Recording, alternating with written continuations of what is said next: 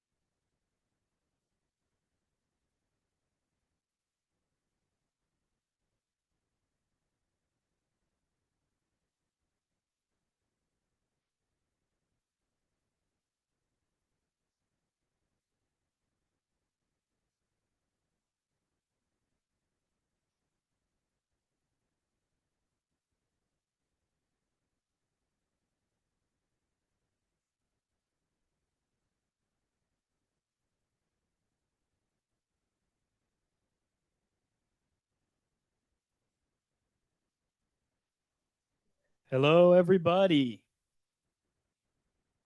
Thank you for being here tonight at the It's Your Move, a conversation about creating your future. My name is Vincent Wenzel. I'll be the master of ceremonies and the moderator tonight. We have put together a wonderful program, featured speaker in Megan DeTrado, and 4 great panelists. Tonight, I hope we can share some insight, wisdom about the architecture profession, about finding your own path, and can follow up with a very collaborative, engaging Q&A. So hopefully you have some questions prepared. Make them tough. Here's our agenda for tonight. If you notice right now, we're on the first bullet point. That's me giving the intros. After that, Elizabeth Spohr will talk a little bit about the future of practice, the knowledge community that's put together this event. I will introduce our featured speaker. Then we'll have our panel discussion and our Q&A. We have some learning objectives for this event. So if you are a licensed architect. I need to get your LUs for the year. We'll get two. We were very late on this as I put them together like at 10 p.m. a few nights ago. So they're pending, but we're hoping they'll be approved soon. You can bet on it. I'd like to thank our sponsor, Dagan Kolb Engineers. If you are not familiar with Dagan Kolb, they are a full service nationwide structural engineering company known for our excellent client service and seismic expertise. You can see we have a few of our practice areas put together there.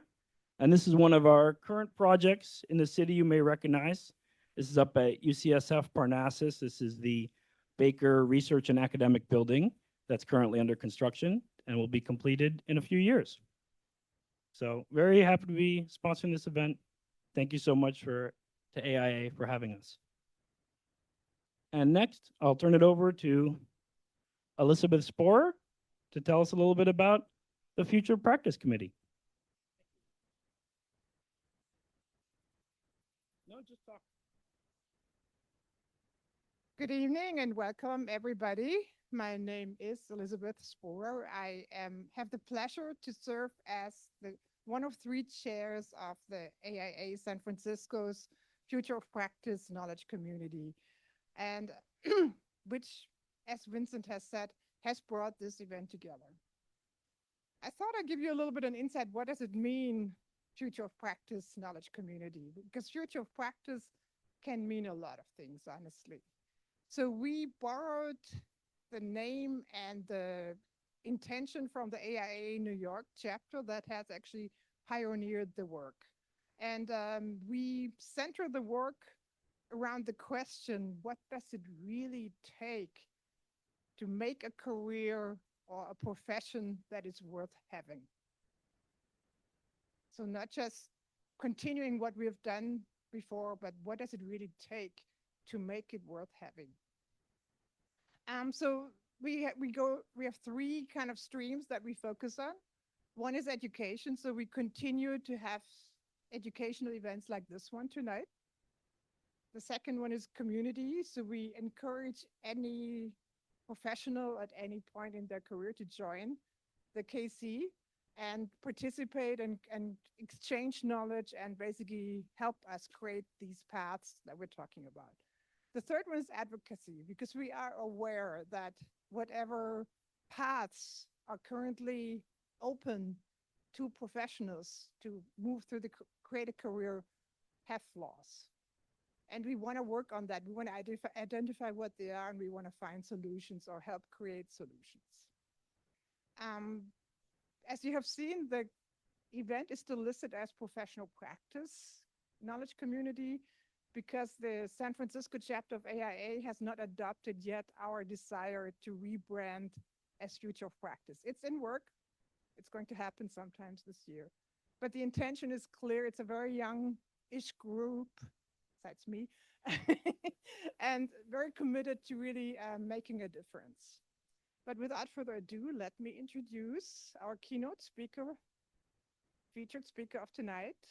Her name is Megan DeTrato. Megan is one of three partners of a firm called Toko Next, a coaching and consulting firm that helps A&D architecture and design professionals navigate career transitions, create professional development paths, and also address paths that are not known in a way, like strategic, self-taught, self-known paths, if you will.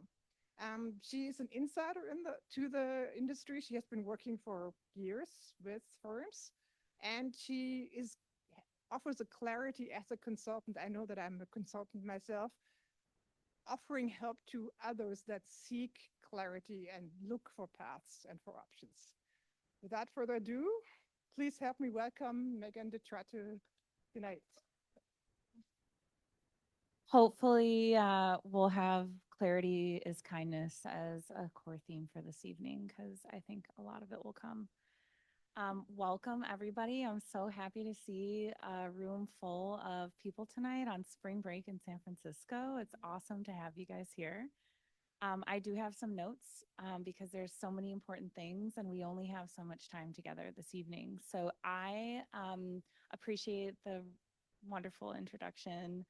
I am Megan DeTrotto with TokenX. We're a people-focused consulting practice. So we do have 3 different generations of women who have been architects, interior designers, and myself, who this is a missed calling for me, and I found my way in through a back door. So this is my purpose and my passion, and I love talking about helping people wayfind through their professional journeys. So tonight, I have the fun but slightly dangerous job of setting the tone for this evening. My intention and my goal is pretty simple. It's to make sure that none of us, especially the folks in the front row, can hide behind safe and polished answers tonight. We've prepped a lot for this, and to Elizabeth's point and sort of the context for this evening, the future of practice is the reason why we're here this evening to talk about it. But ironically enough, the future is this fictitious thing that we chase, right? It doesn't really exist because the future is now. And so, you know, when we think about that, it's in your inbox. It's in the conversations that you are or are not having with people. It's in the conversations that your leaders are having about who gets opportunities and who doesn't. And so this evening, I want to talk about 3 things and open it up to a lot of conversation around them. The first is pivotal choices. The second is complexity and cost of those choices. And the third is evolving leadership and access equity. I think those will be some of the core themes that we'll explore tonight in my discussion, but in some of the really great things that our panel is going to talk about this evening. Thanks, Vincent. First, I want to explore the choices that are not on your resume and the choices that you didn't even know you were making. Oftentimes, I think many of us are sold this idea that you go to school, you work really hard, you get a good job, any job, as many of our parents would probably tell us. You stay loyal, you climb the ladder, and you become the leader, right? I think that's a pretty typical scenario or story that we're sold. Maybe not, but I think maybe so. But as we prepared as a team for this evening and we shared some of our own personal stories and context around other stories of people that we know and support in the industry, something quite different surfaced. We heard about people who knew very early on that they were not wired to work for someone else. We heard about folks that love architecture, but just not in the way that their university or their firm defines that. We also heard about and talked about people who woke up 10 or 15 years into their career and thought, how in the hell did I get here? And, you know, we centered a lot of our discussion around exploring some of those things and unpacking some of those things. And one of the things that we talk about with our clients at TokenX a lot is that careers are a lot less like a ladder and a lot more like a jungle gym these days. You know, not everybody aspires to be a firm owner or a firm principal. A lot of us in the room really love the business of design, but maybe not design itself. And we all love the industry, but maybe we find ourselves not loving the role that we're in. I don't think any of those feelings or thoughts makes any of us less of a professional. And I want to ask you guys or pose a question that I posed to the panelists, which is, you know, all of those things considered, what advice would you give your younger self when you were sharing about how to navigate this professional journey? So, you know, think about that. You don't have to have the answer formed now, but I hope that you guys start to think about that as you move through this evening. And to anybody in the room, especially the professionals early on in your journey, if your path does not look like a straight, linear, upward line, I want you to hear this very clearly, that is not failure. In fact, having spoken to thousands of industry professionals over the last 20 years about their professional journeys, I think what that means is that you're normal, and that is a very human experience in this profession, to not have this like straight trajectory up, but maybe it looks a lot more like a scribble with a lot of confusion and uncertainty and ambiguity mixed in. And so, again, we're going to talk about exactly that tonight, what an honest, sustainable career looks like. The next thing that I want to talk about and set the stage for is some of the complex stuff, right? The stuff that doesn't leave the group chat. Money, licensure, the emotional toll of staying. When we started talking about this as a team, we heard about a lot of people who have left the industry because the financial trade-offs just didn't make sense anymore. We heard stories of licensure being a turning point, the thing that opened doors, or the thing that nobody told them they needed to focus on until it became a gate that they kept hitting. There's this funny thing, we have, I think, a mix of design disciplines in the room, whether you're an architect or an engineer, you need to be licensed to move up. But there's always this caveat of, but we're not going to give you time, money, or support to be able to do that. So good luck. And I think now that that smelly fish is on the table, I want to offer a little bit of a reframe. Getting licensed is not a box that you check for your firm. It's about keeping your options open for your future in the industry, inside or outside of traditional practice. And as someone who has helped people wayfind through their professional journeys, I often will encourage people in interviews or review prep to ask questions about just that, right? How do you support licensure at this organization? What do the resources mean? Do you have money, financial incentives, materials, study groups? Can you talk to me about that? Interviewing is a constructive exchange, right? Ask those questions. What happens when I get licensed? Is licensure tied to compensation or title?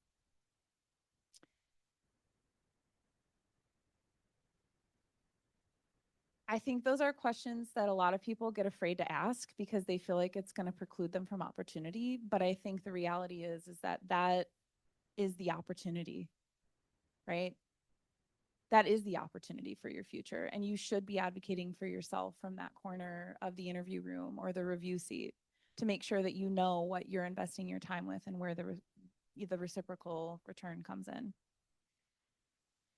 And the third and final thing, before I turn it over to Vincent and our amazing group of panelists tonight, is let's talk about leadership. In the work that we do at Toco Next and in the conversations that we had in prep tonight, a powerful idea surfaced. In a legacy firm, leaders are not the climax of the story.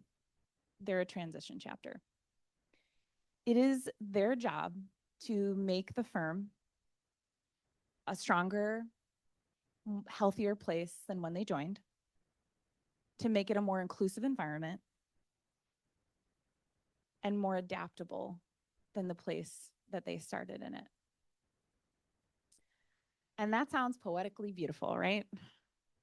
But the reality is that many of us have experienced a different version of that, whether it's being really, fearful or afraid to ask the questions that you have because you're going to be met with adversity or an eye roll or judgment. Seeing the same people be invited to client meetings, conference stages, and being promoted. Being told to speak up more, but never being invited to the room where the decisions are actually made. So for tonight, I want to define leadership this way. Leadership is not just a title, tenure, or being the most seasoned person in the room.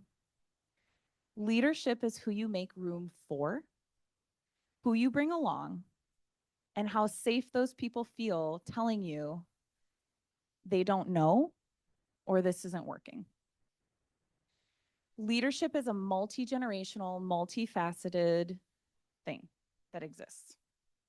It is about being curious about the different generations and how all of us, no matter what season of your professional journey you're in, experience it and understand it.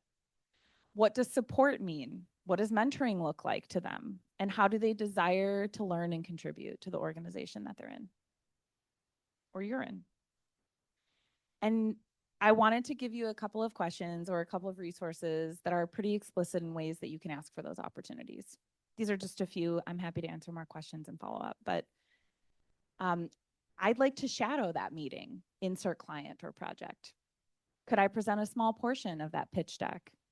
Or I'd like to try running an internal meeting with your support, right?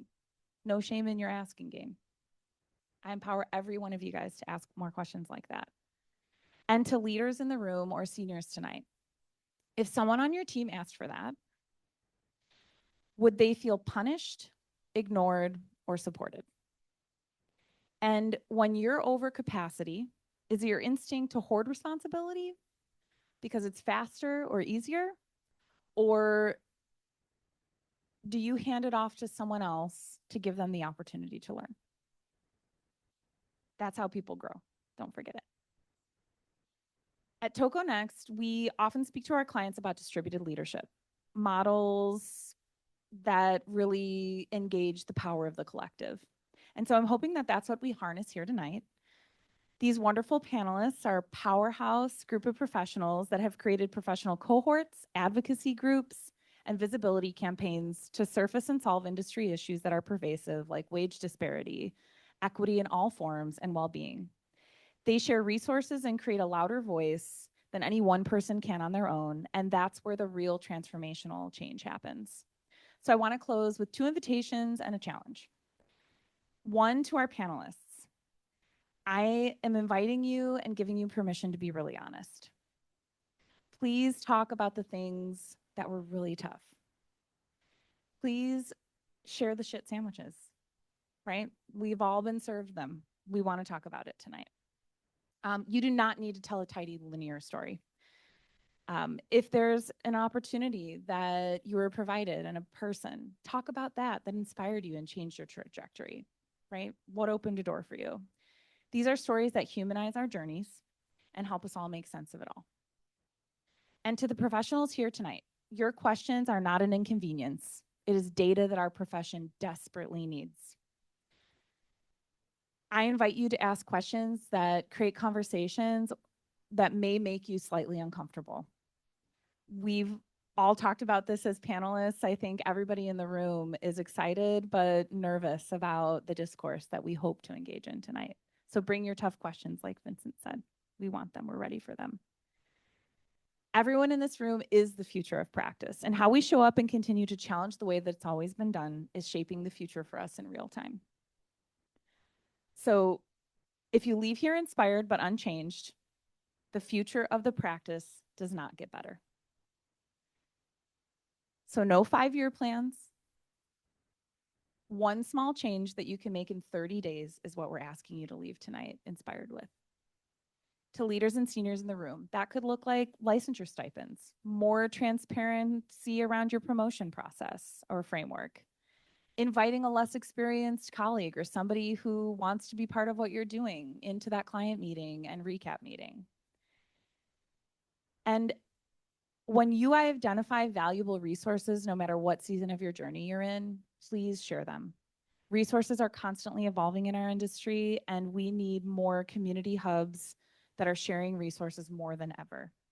So with that, before you leave here tonight, I want you to understand that the question you should be asking yourself when you walk out these doors is, because of what I heard here tonight, will the next generation in my firm have a better experience because of one thing that I can do differently? And if we all do that and commit to it, tonight is a night where those quiet, pivotal changes drive and kindle the transformation that moves us forward into the future. And I'll introduce Vincent and the panelists, and let's get into the conversation, guys. Thank you. Thank you all for being here. Great job, Megan.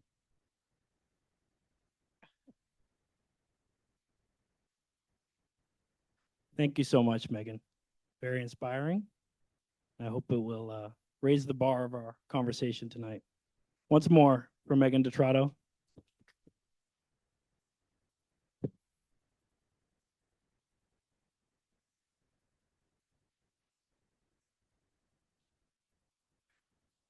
Ready? Now I'd like to invite our 4 panelists up to start our conversation. Come up, make yourselves comfortable, and let me introduce you all.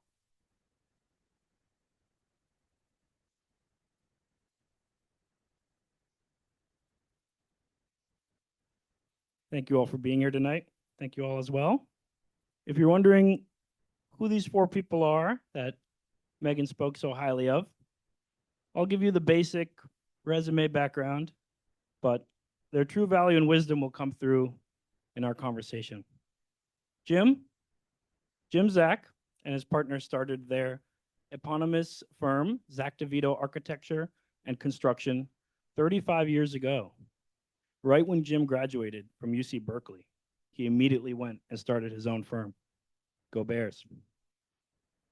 In this tenure, Jim and his firm have received numerous awards and honors on buildings, interior design, custom furniture, a whole lot. Jim started originally as a carpenter, and this practical experience informed a philosophy of modernism balanced with rational and thoughtful craft.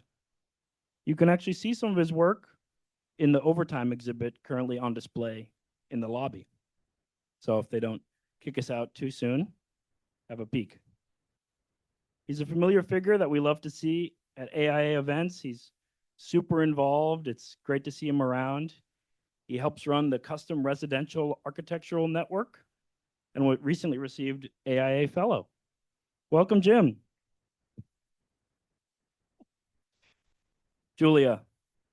Julia is an icon of our local architectural community and a shining example of the kind of authentic self-advocacy that has enabled her to forge her own path. With a stellar resume at several firms, she is now at Gensler as a project architect and focuses on higher education. She also recently returned from a trip to Japan and claims to not be jet lagged. We'll see. She has long been involved with the National Organization of Minority Architects, NOMA, which empowers underrepresented groups in the profession. She was president of the San Francisco chapter for 3 years, from 21 to 24, and is currently the secretary of the national chapter. Julia is also involved in the California Architecture Foundation and on the board of AIA San Francisco. I'm delighted she's here tonight and look forward to speaking with her. Thank you, Julia.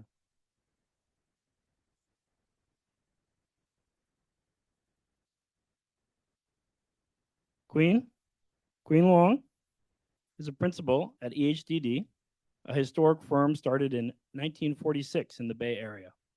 Her work spans residential, educational, and civic projects, such as at UC Santa Cruz and the Monterey Bay Aquarium. During our conversations, it has become clear to me that Queen is not only an expert at her craft, but also acutely cognizant of the generational shifts and challenges faced by rising professionals. She's clearly a champion of firm policies that foster sustainable careers. As a young principal, a single mother, and someone who splits her time between San Francisco and Los Angeles, she brings a kaleidoscopic perspective to our conversation. Thank you, Queen. And Aditi and I met at a Bay Area Young Architects BAYA happy hour a few months ago. And I was impressed by her personability and ability to bring people together. BAYA, if any of you young architects are not involved, it's really a wonderful space for community and kind of the first step in building a sustainable career where you have a support network of friends. Aditi is originally from India, and she came to the US through Virginia Tech and also studied abroad in Mexico and Germany. After graduating in 2020, they relocated to California with the support of mentors, the House family. During their career, Aditi has focused on residential architecture at every scale, from the humble ADU to the magnificent multifamily house. Thoughtful residential architecture is paramount to a sustainable and resilient society, one of Aditi's guiding philosophies. They are currently at SCB, a national residential and urban design firm, and was recently minted as a licensed architect. As you may be able to infer, Aditi is the youngest member of our panel. Sorry to publicize that. And is a voice for a generation that has been unjustly maligned for disengagement and entitlement. But young people, just like we all are just trying to make a best sustainable life for themselves, having fully fulfilling professional and personal lives. Firm leaders in the audience, you should be attuned to the concerns of everyone in our profession and stay open and engaged. I look forward to hearing from you tonight. Welcome.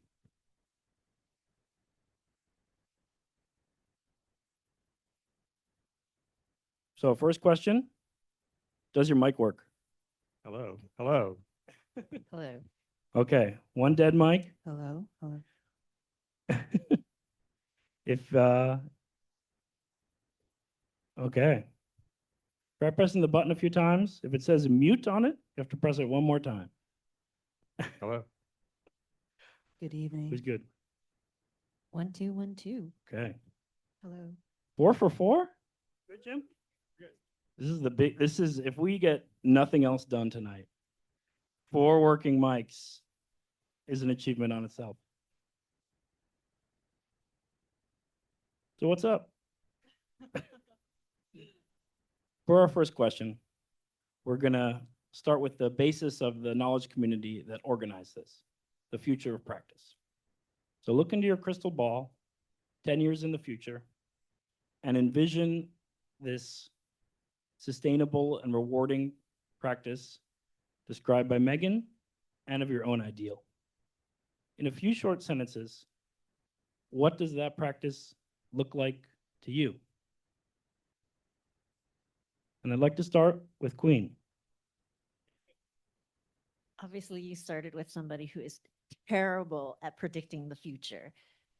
I'm going to reframe the question slightly because I think that architects and humans in general are not very good at predicting what's going to happen. But we as a profession have always been really great at working towards something. We build cities, we build buildings. And I think one of the superpowers of the profession that remains consistent through all of these fluctuations and changes is our capacity to envision and work towards something. And I think that that's one of the critical things that this conversation hopefully will emerge. So my version of it starts with this idea that the profession and our practice has to be incredibly ambitious about being adaptive. And then the second part of that is this boldness towards committing to the idea that our practice is a service practice in service of people and in service of the natural world. I think that what that means for us is that we evaluate and we work towards this idea of a commitment through the lens of what does it take for us as a practice to build things that are resilient, and what are the things that we need to do to make people and cultures and cities and spaces flourish. So that to me is the vision, and being able to commit to that helps us make all of these other decisions that are going to be so hard and so complex, whether it's AI, whether it is what is the boundary of what the profession does. If we have a North Star, I think that this group of people and the commitment to the profession and that North Star is going to help us guide a lot of the decisions that we make. Well said. Thank you. Anyone else? We'll just I'll ju- popcorn I'll this jump in. one. Go ahead, Okay. and then I'll- At first, the first thing that came to my mind, of course, is AI. So I'm not going to talk about that because I think we're all kind of aware of the threshold we're at, and if it's not something that you can choose to be on or not on the bandwagon. It's here. It's no different than learning how to use the internet in 2001, and you may have avoided it then, but you aren't now, and it's the same with AI. It's just going to become integrated into our life, so we'll just move on from that. The next thing I started thinking about, which is maybe something we've just been confronting almost daily in the last couple of years, is the way that technology has allowed us to be separated as opposed to connected. And it's daily, it's like you go home and, that kid goes in his room with his phone and that kid goes over here and you sit over here with your iPad and we're just disconnected. And what's happening in the profession is we don't meet with our clients. They don't want to come to my office. They don't even want to do Zooms half the time. And so we've ended up with projects that are being designed over the telephone in conversations. And I'm finding that to be, unacceptable and not leading to great projects. And so my goal for the next 10 years is to try to re-engage with people and get them to understand it's a process that requires communication and it can't happen at a distance and you have to be involved. The nature of our culture is to actually separate, and we need to kind of reverse that. Well said. Thank you, Jim. I'll add on Yeah, to that. please. So when I think of, future practice in the next 10 years, I'm thinking about a generational shift, right? So people who are millennials now or identify as millennials now will now be the people who are out winning work, starting to be the leaders of their firms, right? And so within that, in the future, that may look different, and it probably will look different because the way that we communicate with clients will shift, right? A lot of the time, senior leaders at the current moment can speak to this when they go after work, clients are usually of the same generation or maybe above. Those are the people that are running their companies and need our architectural services.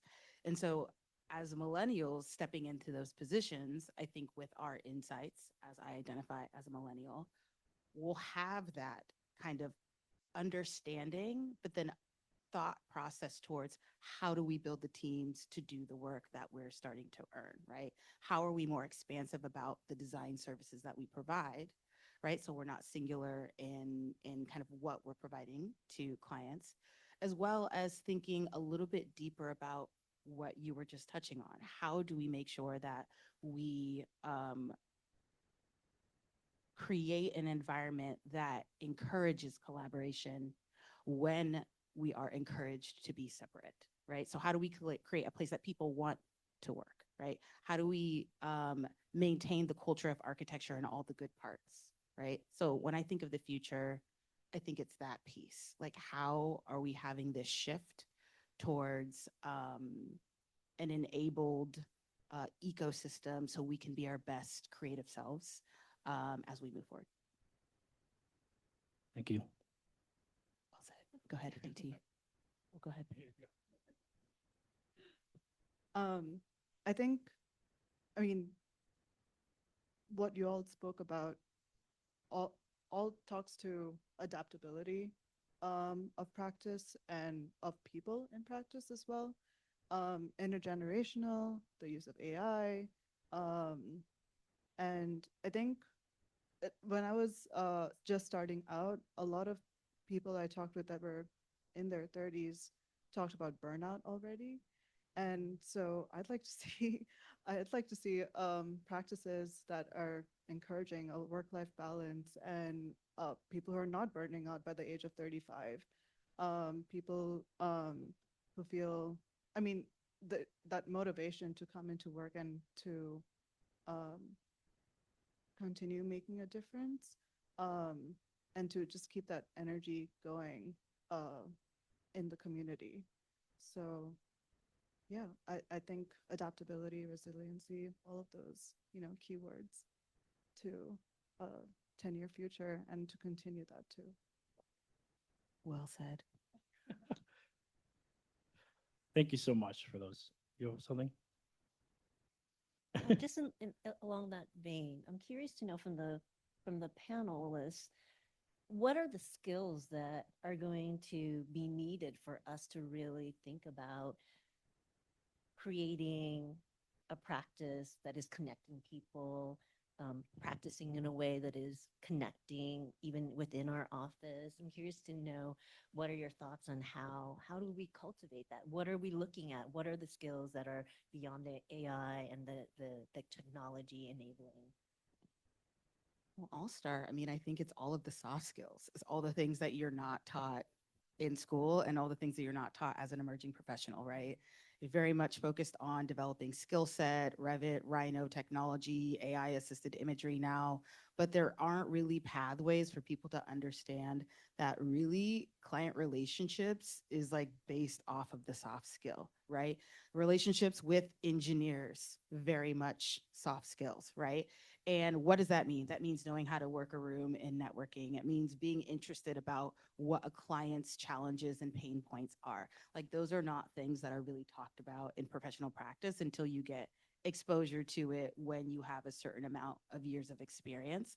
So I would say it really is that, and thinking about architects as, you know, connectors and conductors, right?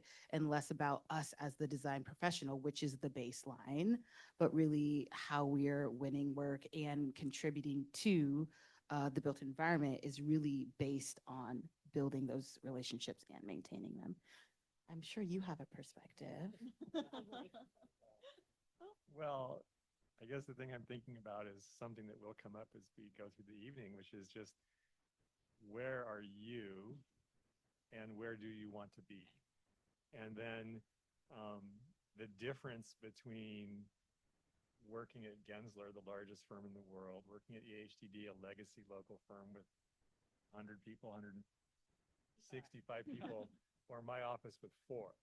So the environment that you end up in is going to also dictate the answer to these questions, and you need different skills to survive in each of these different milieus.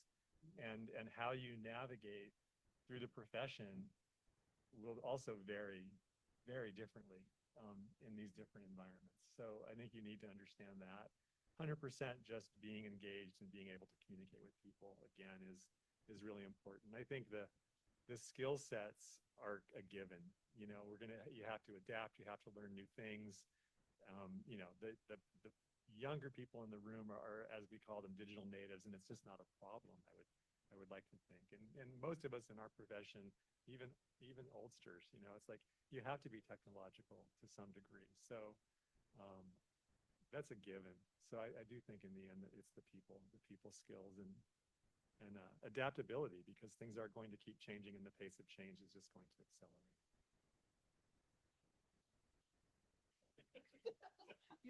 Can I ask you, does that sound scary? Does that sound scary for you all, that the things that we are taught in school, the quote unquote hard skills, are not the things that are actually going to sustain our career? Like, what is scary about? What is the most scary thing that we've just said?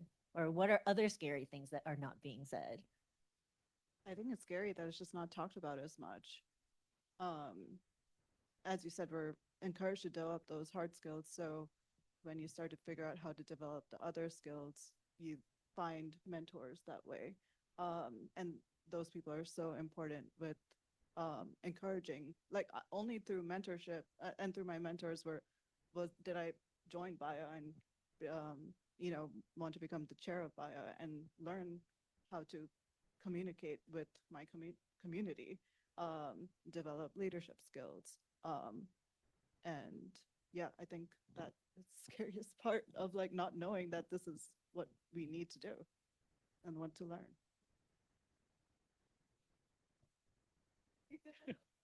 Thank you. I love these thoughts, but I want to get more specific on strategies for people in the room, for firm leaders. What have you seen as a mentorship strategy, as a firm policy that has been a big success in fostering this adaptability and skill set? how can we strategize as either aspiring professionals, as aspiring mentors to enable this? Transparent conversations, openness to ideas and thoughts, and I think in again bringing back intergenerational conversations too. There's a lot of people who are late in their careers that have a ton of experience and have all that knowledge, while maybe people who are starting in their careers may are more tech savvy or whatever that is. But then bridging that gap and then understanding how to move forward. Is super important. So yeah, openness between all of us. Are you all ready for that? Can you be that open person for other people? Is that frightening to you as a leader? Terrifying. So one of the things that I myself have had some coaching on, and that our leadership group in general has had coaching on, is we were horrible at having hard conversations. And one of the skills that I think is really important as both somebody who is starting out in the practice and also somebody who is calcified in the practice is, how do you have hard conversations? And really, it is about practice. It is really about practice. And it is also about really feeling uncomfortable at doing it, because you know you are doing it right if you feel uncomfortable doing it. I think that that's one of the kind of lessons learned that I felt nobody taught me, and that I felt like should be more transparent. It should be said, we are having a difficult conversation. This is going to be difficult, but how do we either engage with it, look at it, come back to it? I think it's just a practice. All right, I think I slightly forgot the question, but I can speak to a couple of points here. So I think for, emerging or mid-career professionals, I think getting out of your core role and really being curious about the firm as a whole in terms of business, or the way your studio works, the way marketing works, the way project pursuits work, the way that your design technology team work, like if you're, at a sizable firm. Like, be curious about those things, because all of those things help you understand how your project works or how you're affected as a designer to do your work. Even if you don't want to be a project manager, learn the way that project managers think, right? So all of those things give you a broader view than just, designing corely for your project. Also, thinking about being well-rounded will very much help as well. Not only being technical, but also being great in design, being able to communicate and being really good at storytelling for your projects is particularly important. And then you're talking about examples. I think particularly for me, if we're talking about leadership, development and growth as a younger designer, really thinking about how you can do more, which maybe sounds scary because you're already doing probably 40 plus hours every week. Learning how you can do more that helps senior leaders will actually be very beneficial to you, whether it's, assisting them in a side push project or something that helps like your office. That could be a great way to earn visibility. There's a lot of weight that is held in visibility, whether it's building within your firm and then also building outside at the same time. I think for me, very early on, I knew that it was important to be involved with AIA and other design organizations, just to create those connections, right? We are no longer in a space where people stay at firms for 20 years and are people are hopping every 2-3 years. So it's also very helpful to build your network outside of your office. But then also, titles matter. People say that they don't, but titles matter. So whether that's an internal title of associate, senior associate, associate principal, principal, or externally having positions on boards or in BIA or things of that nature, really help people understand your potential for leadership or your ability for leadership without you having to demonstrate it as heavily in your office. And some of you can counter me on that if you like, but I've seen that in my experience. So I don't know if I fully answered the question in the way, but there's some tidbits. Yeah, again, I'm going to say I punt a little bit just because the experience of an office like mine is so, so different. And the hierarchy is me and everybody else. And we have senior people, we have junior people, we have intermediate people. It's very interesting to hear someone working at a firm like Gensler say that, you know, everybody moves every 2 or 3 years, and I thought that was a problem, you know, or that was my problem. And like, what are we doing in our culture that we have people come and go so often? Which it's maybe not quite that bad, but it, you know, on average, people do move a lot. And so if people are moving even every 5 years or 6 years or 7 years, like how does the growth happen? So out of that, one of the things I think about, and I tell people when they are starting in our office, it's like, I am an elder at this point, and I do have a lot to offer, but I don't necessarily have time to teach you. And so if you want to learn, I'm happy to. I love talking about what we do and what I know, but you have to ask. You have to come and get it out of me. I still think one of the things that I'm experiencing more and more is with the impatient younger generation, whatever you want to call them, is we remain a profession that is taught by doing and taught by being around the people that have been doing it for a long time. It's still effectively a mentorship profession. There's sort of masters and there's, you know, teachers and students. And what I'm finding is that the younger people aren't interested in taking the time to invest as an apprentice to learn to master. So I think you have to be patient, and you have to put your head down and work, and you have to look at what's going on around you and then ask questions, and be engaged, and don't expect you to be delivered, you know, a lesson, you know, along with your work every week.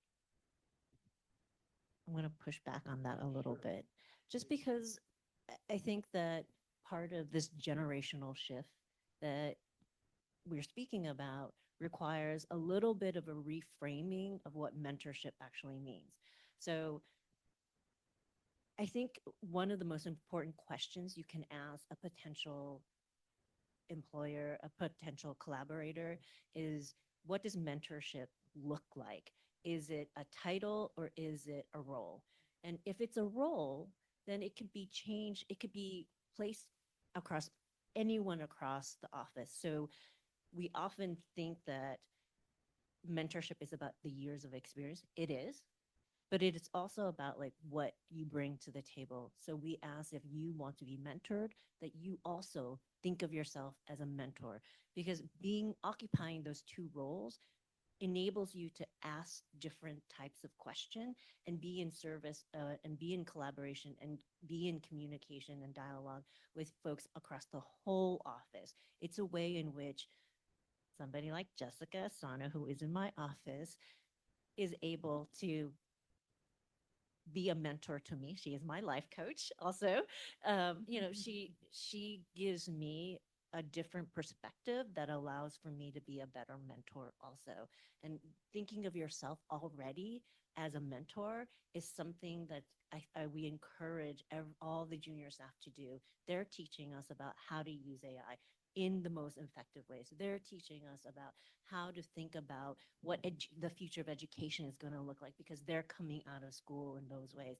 They're providing us with a valuable insight as mentors. And what we offer in return, hopefully, is the experience of practicing for a really, really long time, all of the highs, all of the lows, all of those things. I also want to hear from you, Aditi, about, you know, we hear Jim's assertion and in the media of children of COVID being disengaged and maybe impatient. And, you know, how can we, as firm leaders, how can people you've worked for keep you engaged? What do you look for as enriching and motivating? And what are some positive strategies and ways to build connection? I think when these platforms are created for us, for all of us to be able to have this conversation, that is like the first step in order to in order to be able to have mentorship or anything like that. And to not know whether the platform is there or if it's a little bit shaky or if it's kind of in the distance, we need to be able to know about this and talk about it. And yes, COVID was a big setback for all of us in terms of communicating with each other. We're coming back from that as we like move away from fully remote work structures and maybe become a bit more hybrid and a little bit more in person, but also gathering as a community again, um, and again having conversations. I think someone who's like coming out of school or early in their career can be obviously very intimidated by someone who's a lot more experienced. Maybe it's hard to approach that way. Therefore, a platform needs to be created for us to be able to have those conversations. Thank you. Now I'm going to change the subject, but thank you for the thoughts so far. The next conversation I want to have in brief is about finances and pay. It is difficult to achieve financial stability in this profession, even one that requires a master's degree, possibly, and licensure. And Queen, since you and I were talking about this a few days ago, and you've ruminated on this as much as everyone else has, I wonder what advice you have for people who are trying to make it as an architect, what they should know, and how they can support themselves.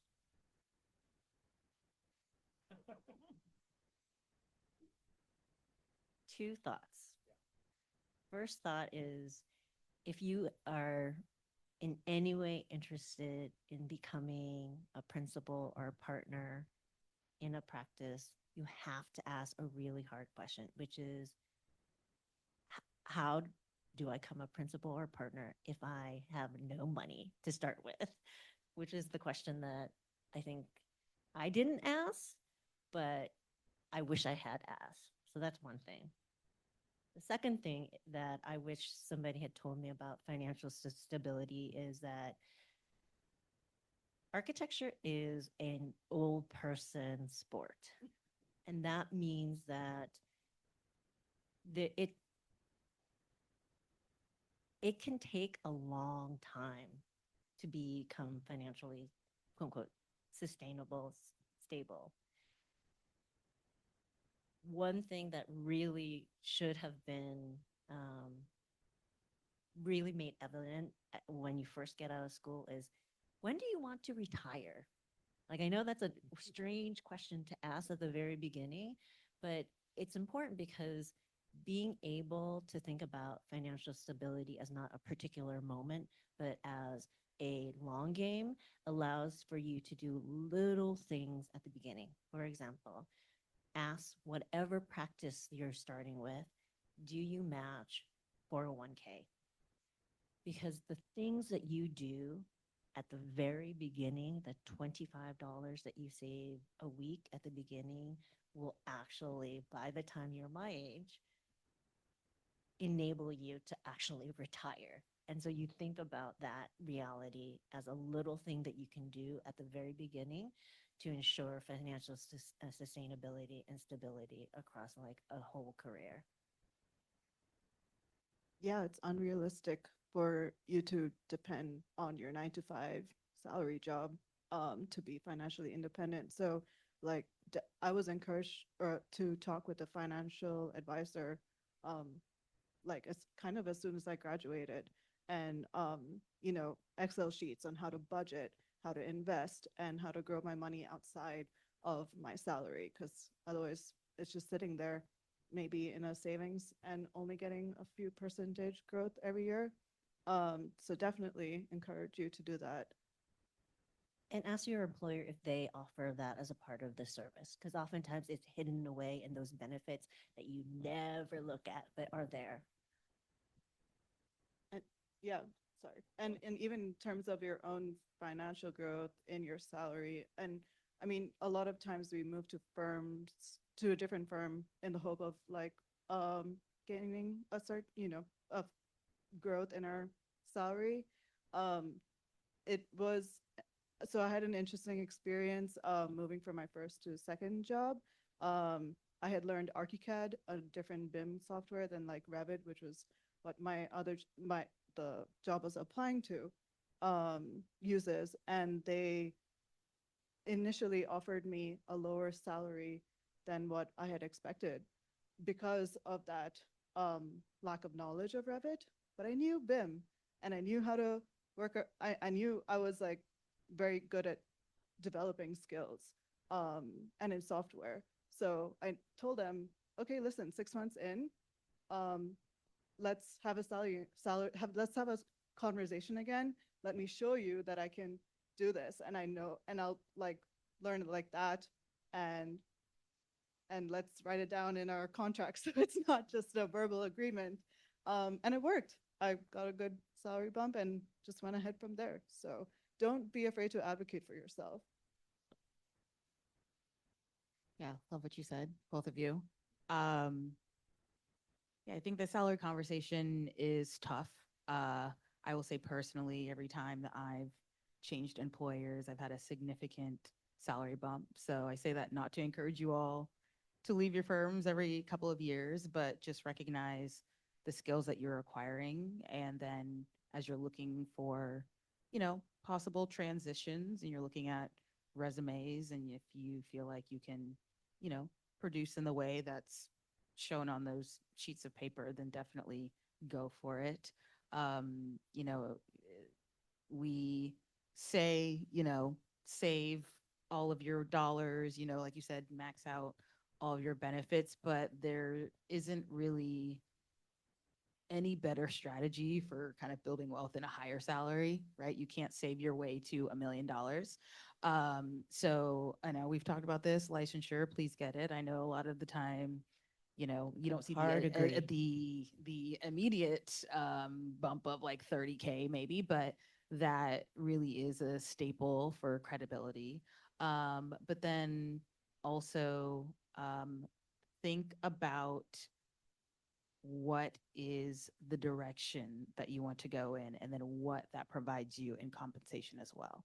So a lot of the times when you're kind of early mid-career, you're a designer, you're technical, whatever that means, but as you're starting to get into mid-career senior level positions, that is a project manager, senior project manager, associate principal, business development, if you want to be a design director, right? Think about what you think your course may be, and it could be a hybrid of those things. I'm actually a huge champion of being a generalist or having hybrid positions and being multifaceted.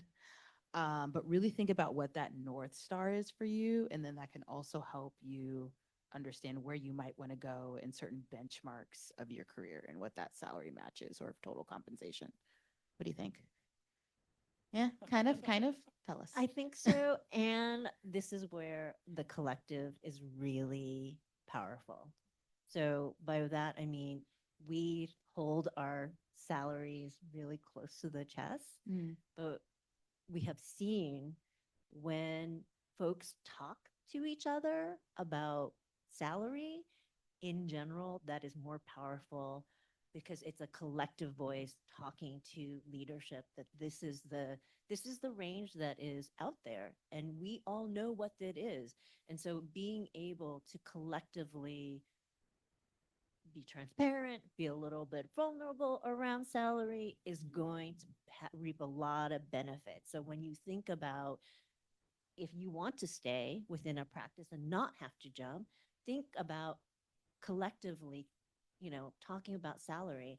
And we know as principals when folks have talked to each other because we, I think, want to keep the talent that we have. That is something that is really important for firms like for legacy firms too, because we do want to have that knowledge be continued. We want to cultivate those next leaders.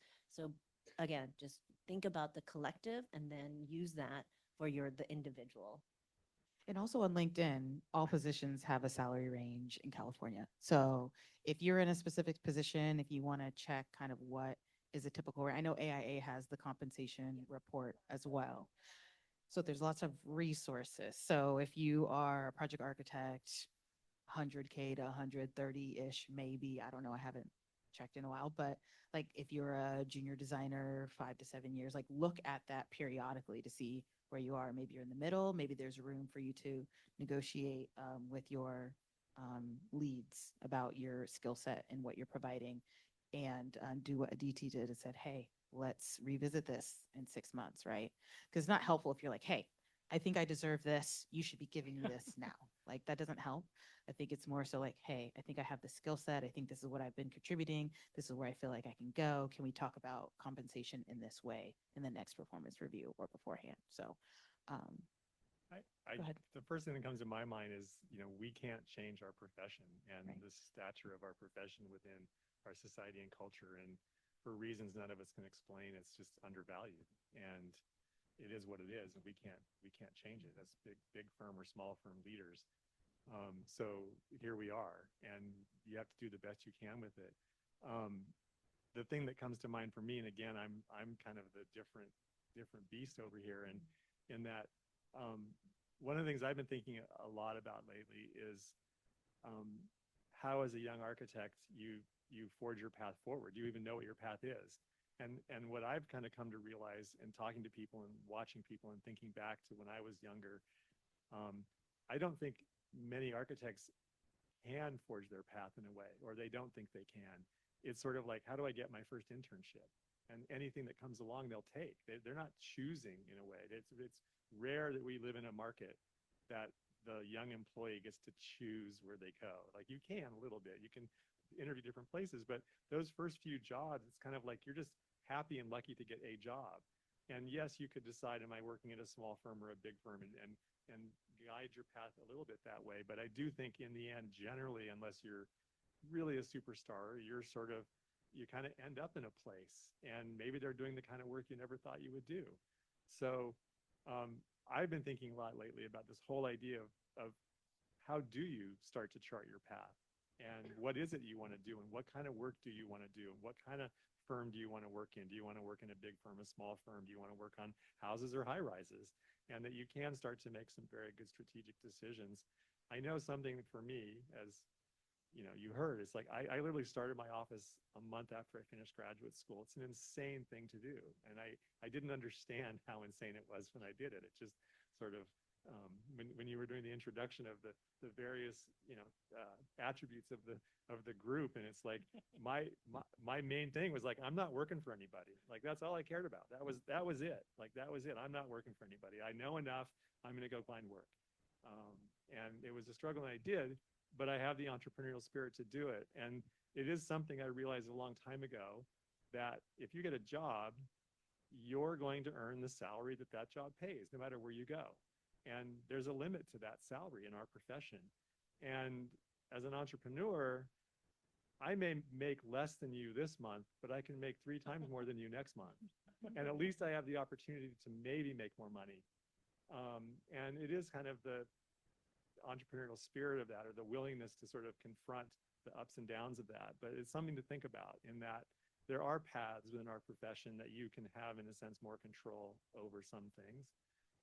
And that there are opportunities that can exist within our profession, but maybe not on the straight and narrow, and not working for, the big firms or the medium firms. So Thanks. Agreed. And I think, oh, sorry, did you want to? Okay, small tidbit. I like what you said. Oh, okay. One little thing, when you're thinking about career path and you're kind of in the depths of projects, something that I think is really valuable is taking a step back, like every quarter, every like 3-4 months, big picture. Is this in the direction that I want to go? Because I agree with you. You don't necessarily have so much choice, but maybe you can create the opportunities that gives you a little bit more choice and optionality. So just a little tidbit, like, come out of the cave every couple of months, just so you are directing your path forward. Just want to add that. one more thing is that Yeah.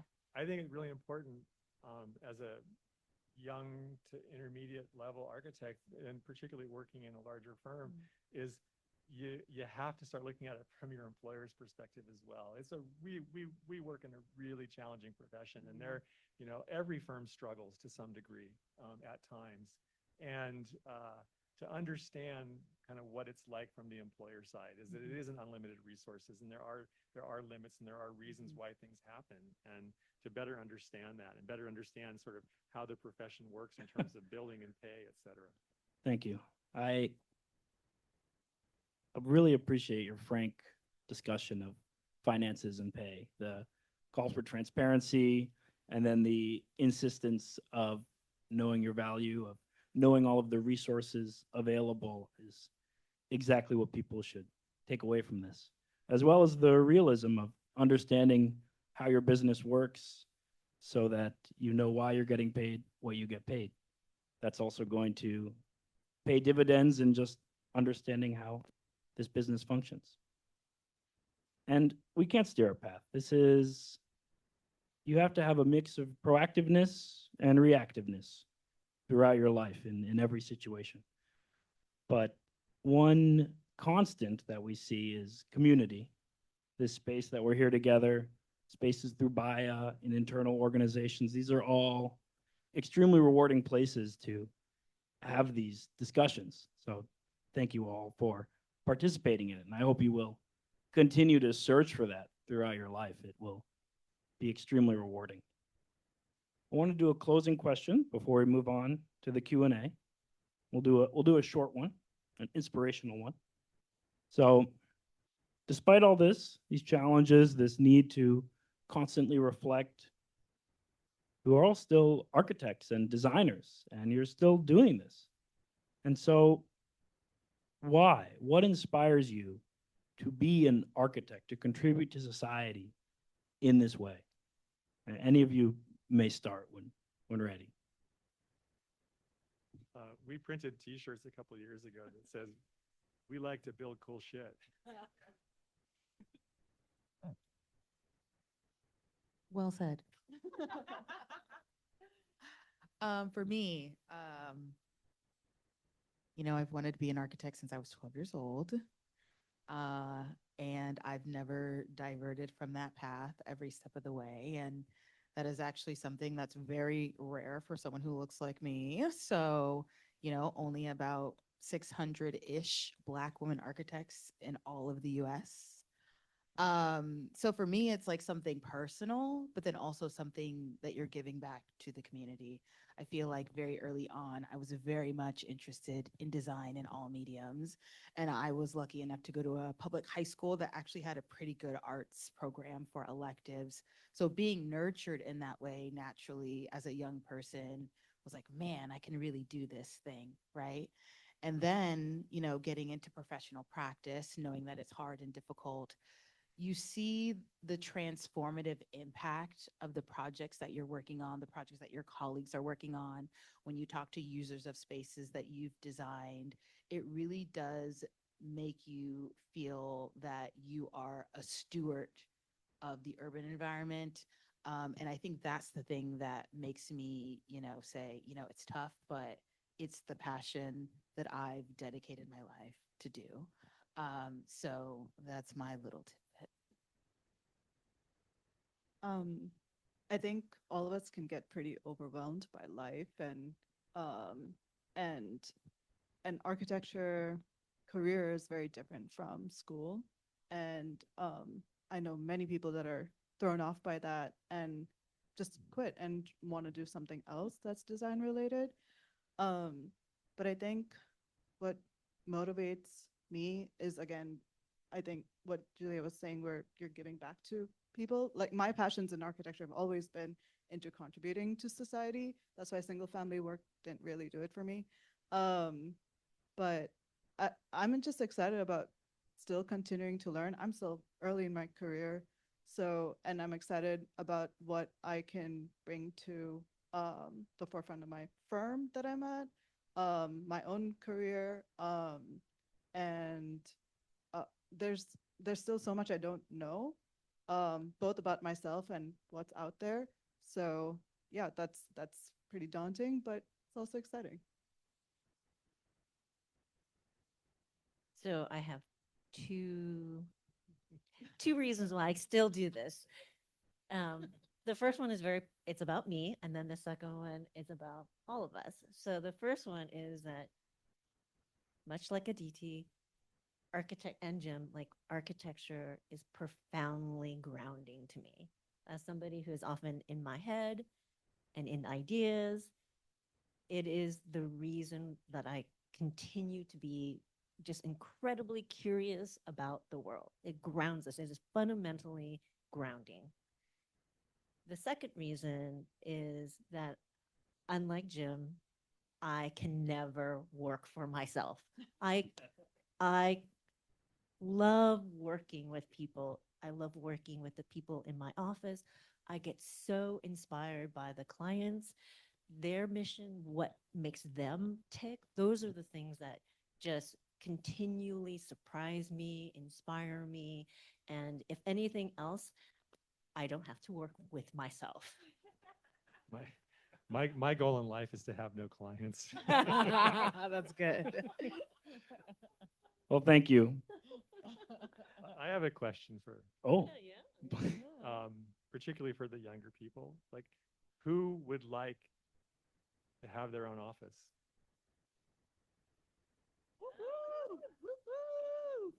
Talk to him.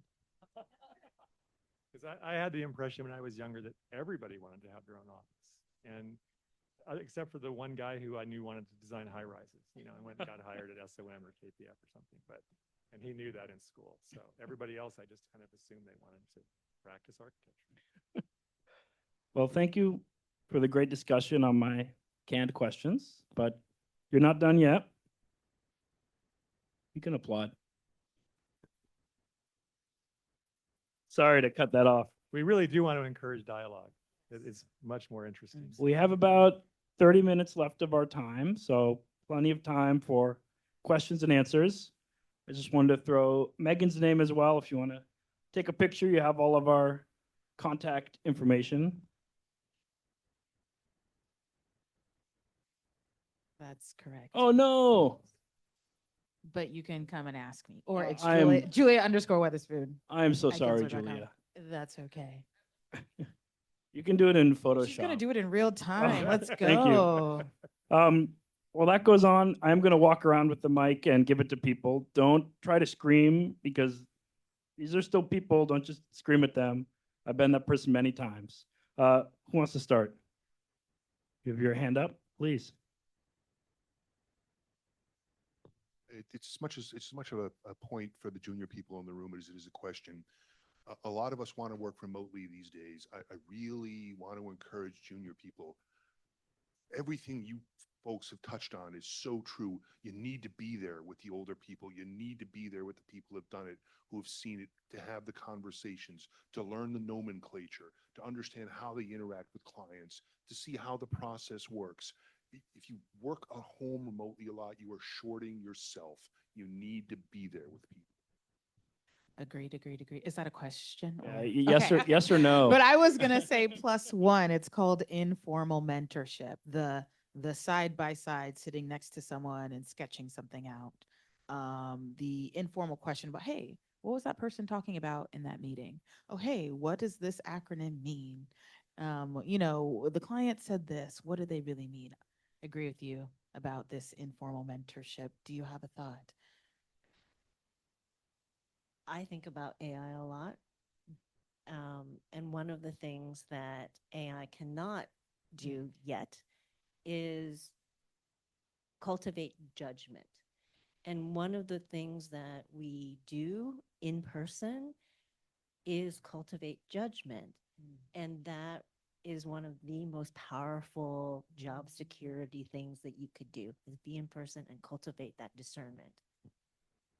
Well said. Oh, thank you. Dino? Yeah, so we're in Silicon Valley, and we're in the land of nonlinear change. Yeah,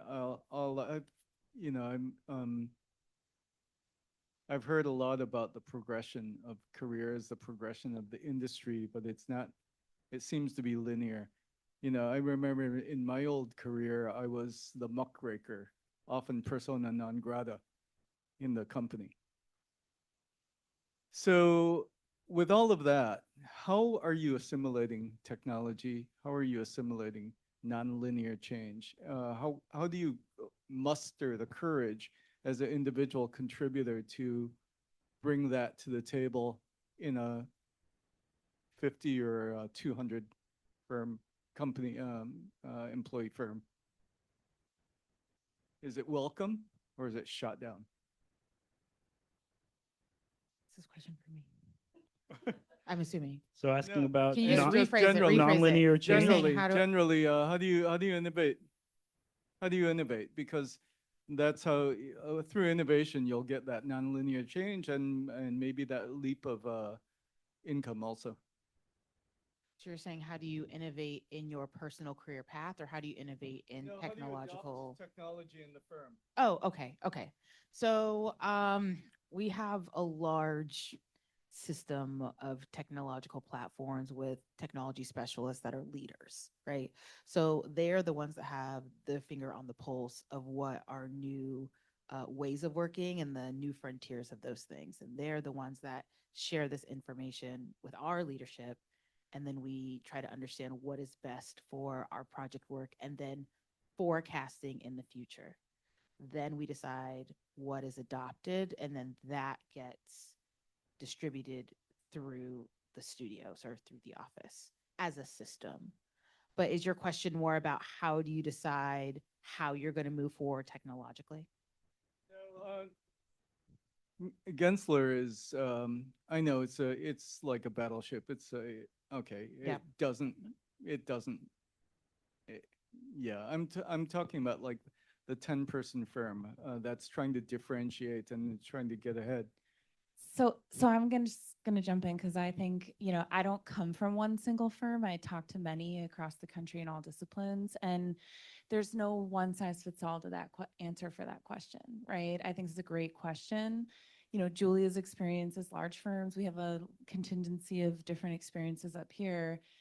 A lot of things that I hear, see, and have been experiencing in the last number of years is, things like the One Global Design Alliance, where a lot of small firms have come together and created alliances amongst themselves to do just that, because they don't have the deep bench of resources or the financial resources that a firm like Gensler, Perkins and Will, or, the big guys do. Those have been instrumental communities of different types of firms and disciplines that are sharing resources and talking about ideas, right? One Global Design Alliance is just one example of that. So there are, communities like that exist. I think, unfortunately, again, why we're out here talking about resources, not a lot of people know that those types of communities exist. So you have to search for them and talk about them in rooms like this. Young professionals forums, right? Like, I think that there's a lot of firms that just are challenged with, like, how do we afford technology? How do we implement it? What even is it? And to what Aditi's point was earlier, like, talk about it.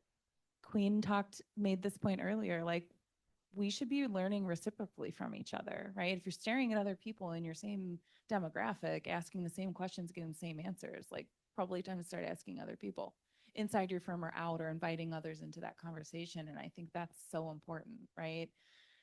The community of professionals that we have tends to be a little bit sharp elbowed because, we're all competitors or in the same competitive landscape. But I think those are silos that we need to break down to get solutions that you're asking about.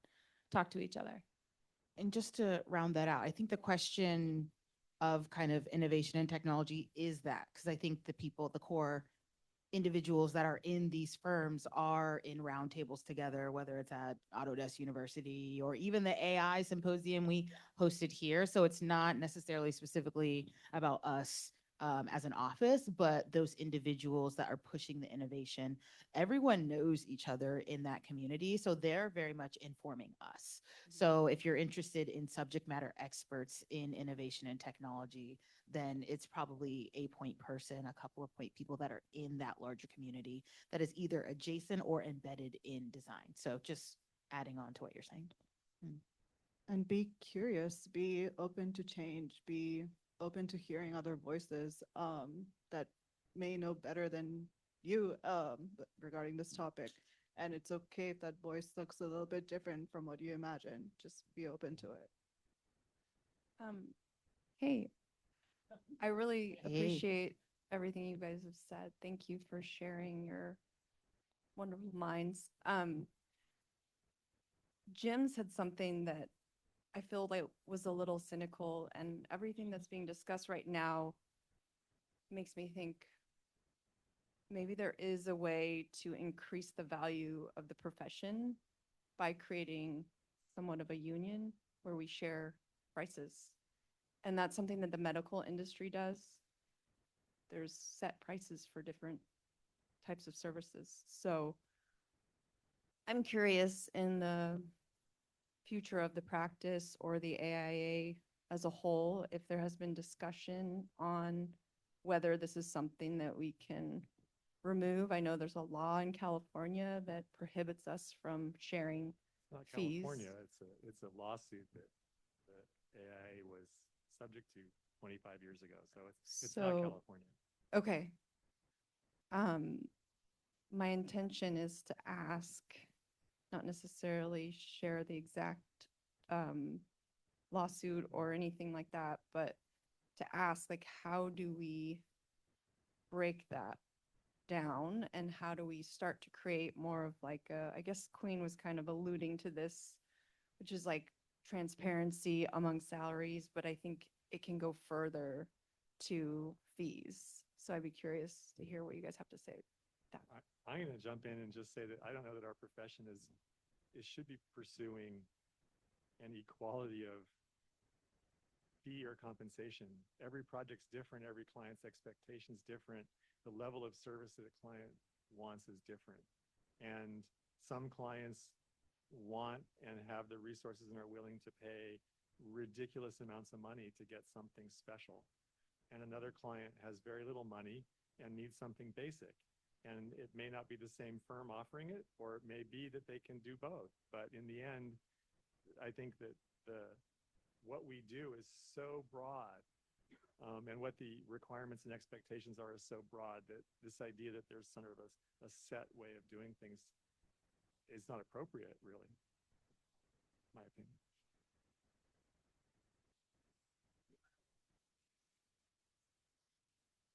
So there are different practices that have different rate systems, and it's a complicated calculus based on a myriad of things, basic on whether you're an S corp or all types of different structures.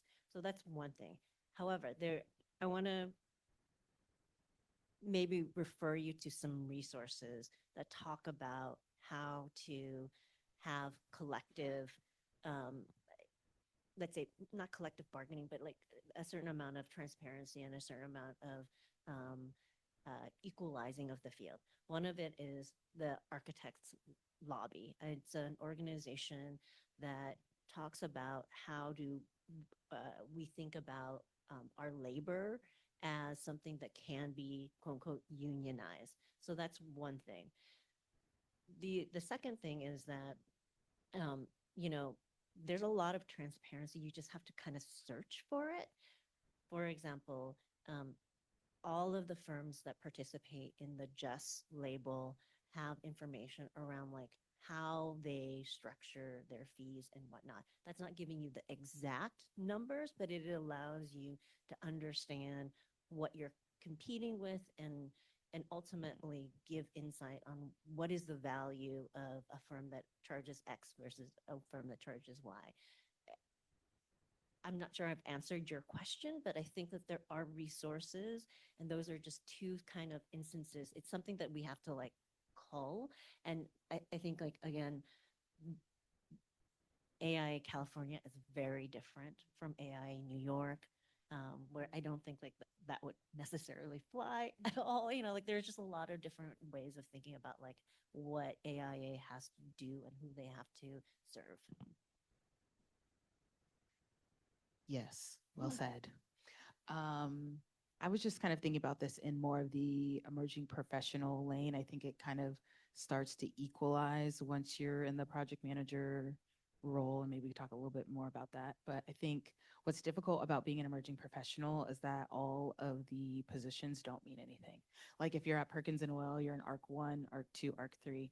If you're at Smith Group, an ARC 3 is a project architect. If you're at SBC, maybe it's something else, right? Like all the titles are really different. So you can't really tell where you are, right? Unless you're matching skill sets with your friends. So I would actually say openly talk about it with your friends to be radical, and see what they're making and see if your skill sets match.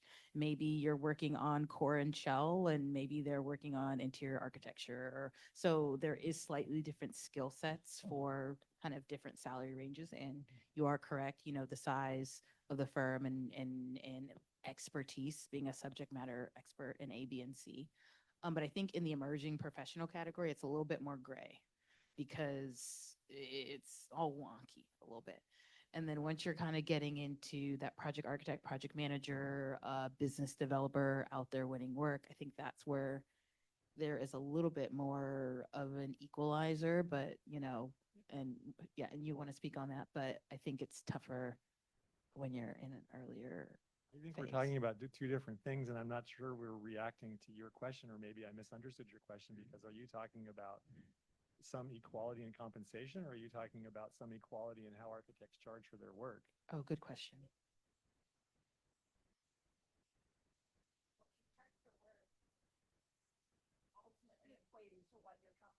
Right. Yes.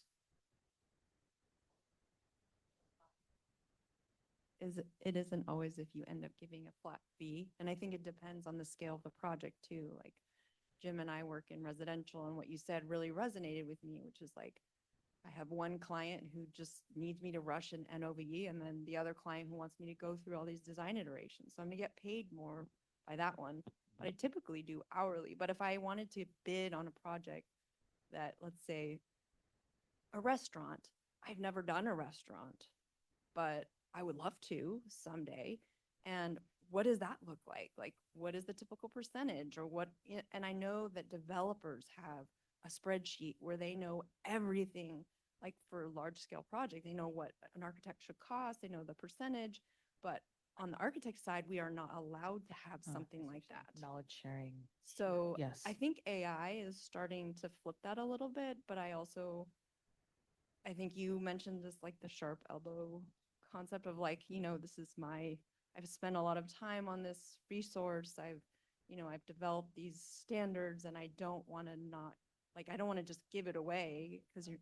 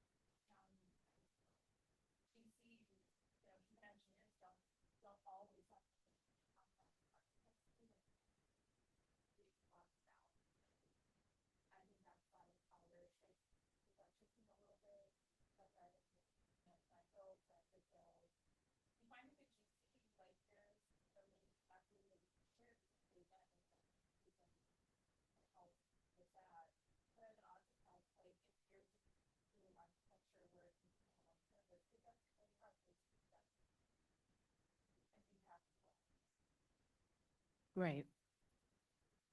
There's also other variables, and the biggest one is the client, Mhm. and so some clients are, I don't know, they're willing to pay more money. They're able and willing to pay more money, and other ones aren't. And then the other one is that, like, does Frank Gehry earn more than XYZ partner in Peoria? Of course he does. And he sort of earned it. Right.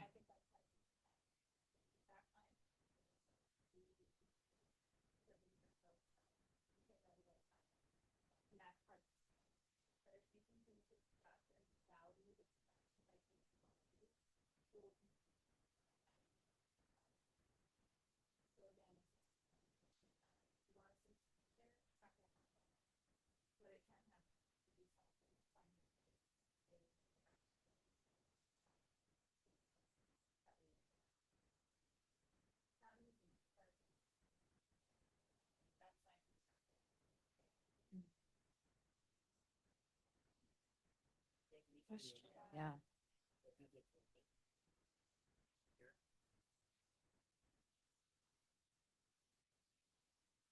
Thank you. Hi, I'm Vedant. I'm from India, and I'm currently a student in Masters of Urban Design in UC Berkeley.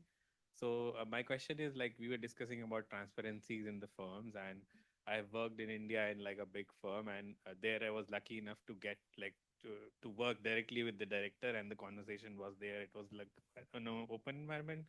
But my friend who was working in a similar bigger firm, he never got a chance to even interact with them. So what, as us as juniors, can we do to create that environment? Maybe like as I think Jim mentioned that sometimes you don't have the time, but what as like us as juniors can we do to like create that environment for the interaction and openness?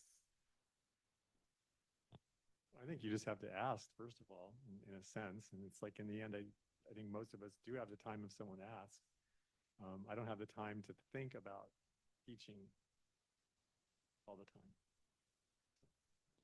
Maybe not every firm is open to that. So I'm going to address your question and also maybe tag onto the discussion around disruptors. Disruption is good if it's in service of the core values and the mission of the practice. We will always have time to hear people who say, I have an idea and this is how it works and how it adds value to your mission, what you're trying to do. So you being curious about a particular firm is not just, hey, I'm curious. I am curious because this is what you value and this is what you want to do. So here are the questions that really spark the conversation around a shared common understanding of mission, value alignment. So I would ask, like, I think I would encourage for folks to not only be curious about what you're doing and what you're interested in, but how does that interest spark the curiosity and is in service of the practice and what they're trying to achieve. Well said. Uh, uh, yeah, I just want to answer this one as well. So you're saying, you've been in a practice where a senior leader was receptive to you, where your friend was in another practice where they weren't. And I would say to some extent, you can't control that situation if your mentor, director is not invested in you or your friend, as an example. So I would say if you're in situations where you don't feel like you're actively supported in your career or design growth, then that's when you have to tap into somebody who is a supporter and finding a mentor who can be the person that facilitates your connectivity to other leaders, right? Oftentimes your direct, project manager may not be the one who's particularly interested in your growth, right? So in the case of your friend, it may not be something that's malicious. It's just that their attention is somewhere else, right? And so in that way, if you're in the driver's seat of your career and your curiosity, that friend needs to find other people that are supporters of them in the office that can do the heavy lifting for them, right? I'd love to hear your thoughts, but just continuing on that thread, know that there are 3 types of mentors and know how to use them well. Mentor type number 1 is the coach and the tactician. They will help you get from point A to point B. Mentor type 2 is the role model. This is the person that you want to most emulate or have as a kind of a North Star, but they're not going to help you get from point A to point B. The third one is the one that I think might be the most unicorn of them all, which is the champion. They will just put you at the table. They are not necessarily the people that you want to be or even help you get from point A to point B, but they are just devoted to your success and your development, and being able to identify those different types and who's going to get you what you need is one of the things that I think I wish that I had been knowledgeable about, because that would help you get further with the right people. Yeah, advocate for yourself and build this community for yourself too. The community, that's I never thought about different type of mentors that way, but it makes so much sense. And yeah, I think I've always understood that informally, but wow, it's just clicking in my head. But yeah, community, and then of that mentorship community of people in a similar curiosity as you, and then who also want to build upon similar experiences and skills as well. And I know we didn't talk about it, but sponsorship as well is very important. So we want to get to the next question. Thank you.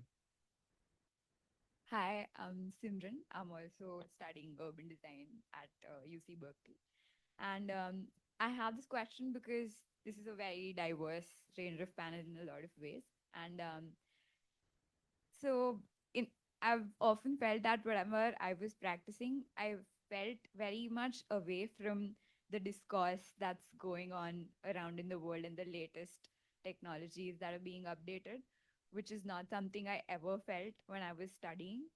And I've seen a lot of different size of practices and scales of practices practice that in by say having a leg in academia or having weekly meetings by everyone in the firm or presentations. But I was just curious as to what kind of practices do you guys implement in your own life and practices?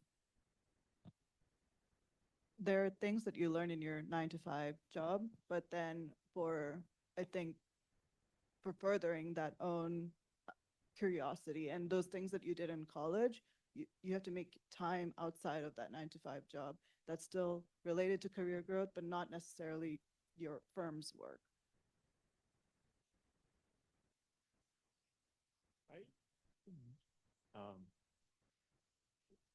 When I was just starting my own firm, I had this idea that I wanted my work practice to have the same energy and intensity of studio and school. It's really hard to maintain that in the professional world. And there are some firms that do it. I just saw an amazing little video of the tour of Zaha Hadid's office in London. Amazing, like ridiculously amazing place. And they actually talked about that, is that they wanted to kind of maintain that kind of intensity that you would have had at the AA in 1979. And maybe they are, maybe they're not. But there are practices that kind of have that. You have to seek them out. Yeah, I would say, well, I don't know what firm this is, and I'm not even sure if it's in the US, but I know that they do like an annual trip to an international city. It's probably like 10-ish people just to get inspiration. And that can be like a great way to get out of the day-to-day of your projects in your studio. But I would say, like, for us, we have, different things baked into the year that are like innovation challenges that are like short sprints of design inspiration and solutions, kind of like hackathons and things of that nature that are, encouraging, curiosity and inspirational and cognitive thinking. And then also like design competitions internally, which a lot of, firms we see do that as well.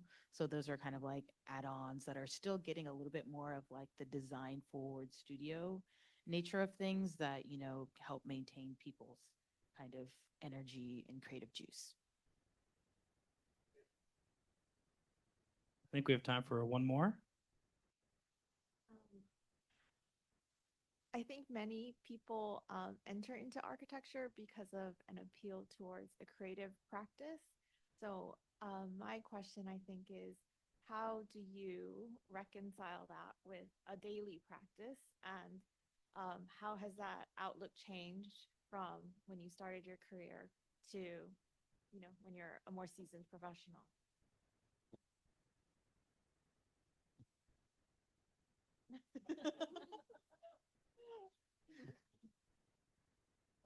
I'm finding myself coming full circle and starting to do things again that I did 30 years ago. Kind of amazing. Don't really know why, how, what that means, but yeah, you just have to keep the creative juices flowing. I am a vampire. And I try to surround myself with as many young and talented people and try to support their like creativity and their craziness. Intentional. And very intentional. And when, part of the thing that I love most is looking at junior resumes and portfolios. I do the hiring. And part of the reason why I do that is that I just want to have as much energy and creativity within the practice as much as possible, not only for myself, but for the practice and in service of the practice. Little secret, I also do things very much like you do, like attend these things. So in preparation for this conversation, I went to a lecture by Tom Main to a class of slow architecture students in Los Angeles. And I do that because he's somebody who's been practicing for, I don't know, however long. But as an audience member, I still just love listening and hearing about how other people practice and how other people sustain their creativity. So events like this is definitely one of the ways in which I, fill up my tank. And I think that opportunities like this you can do outside and should continue to do outside. I'm building a workshop. Ooh, that's fun. That's really good. Yeah, I would say, teaching is one of those two. Like, I'm not currently teaching, but in years past, I've been a professor, and that's very inspirational to see young people in the way that they're thinking without certain parameters and what we can be doing. But then also I think I'm still kind of reconciling with that, splitting between, design and technical and moving the office forward. There's less time to design. And then so finding those little moments where you can kind of like insert yourself in different projects, crits, or we have this thing called, open studios or project to share, and inserting yourself, design dialogues, and making sure that you're still staying sharp in that as well. So it's one of those things that's like starting to be a little bit fleeting unless I'm actively making sure that I'm engaged in it. And like you said, going to things like this, going to the AIA conference, going to a lot of different things that are creative forward is kind of how I stay sane and not get mad at the contractors every day. Yeah, agreed. Looking outside of what you're doing at work, and engaging with community, work-life balance. I definitely feel like I've lost how to get back into the creative juices after practicing for like 6 years now. So, and life gets kind of busy too. So I dance on like with a dance group as a way to, yeah, both exercise but also get juices flowing and talk with other people and other people in the community. One shocking answer: have children. They will make you so creative. In so many ways. You didn't know. Regrettably, we don't have several more hours to continue this conversation. But in addition to all the great wisdom and thinking points you're taking from this tonight, my other piece of advice is to stay engaged, to bring these conversations to your own circle, to bring them into the AIA space, into knowledge communities such as Future of Practice. If you want to reach out to myself, sorry to do this to you, any of our panelists, there's their contact information. I'm sure they'd be happy to have a phone call or a coffee. Yeah, sorry, Julia, we had to put your email on Totally there. fine. And Yes, join the committee. And if people would like to continue this conversation, I know I need a drink after this. So I'm going to Sutter Station Tavern, if anyone would like to join. I know some of our panelists have a heart out, unfortunately, but whoever we get, I'm sure we'll have a delightful time. With that, thank you so much for doing this. Thank you for being here. Thank you to AIA for having us, for creating this environment. And let's just give it up for our wonderful panelists. Megan. Thanks for organizing this. And thank you, Vincent. Thank you. You for Thank organizing. you. Thank you. Thank you all for joining. Really you. appreciate your engagement. Lovely. Have a good evening.